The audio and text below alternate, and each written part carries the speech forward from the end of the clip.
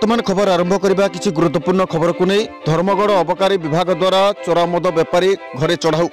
कलाहांडी जिला गोलामुंडा थाना बैजलपुर ग्रामर ठाकुर साहू नामक जड़े व्यक्ति दीर्घ दिनरू बेआईन भावे विदेशी देशी मद कारबार रे लिप्त रही लोकों बेखातिर भावे व्यवसाय कर आसुथिले।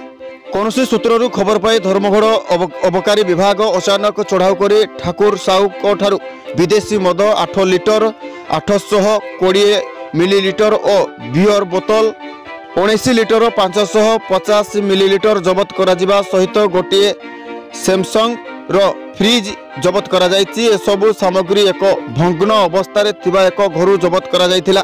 एही चढ़ाऊ रे धर्मगढ़ अबकारी अध्यक्ष डंबरुधर खंडांक निर्देश क्रमे धर्मगढ़ एसडीपीओ और सत्यनारायण दास अबकारी थाना अधिकारी श्री बसंत बिसी धर्मगढ़ अरुण ढंगड़ा माझी और प्रतिमा गहिर सामिल थिबा जणा जायछि।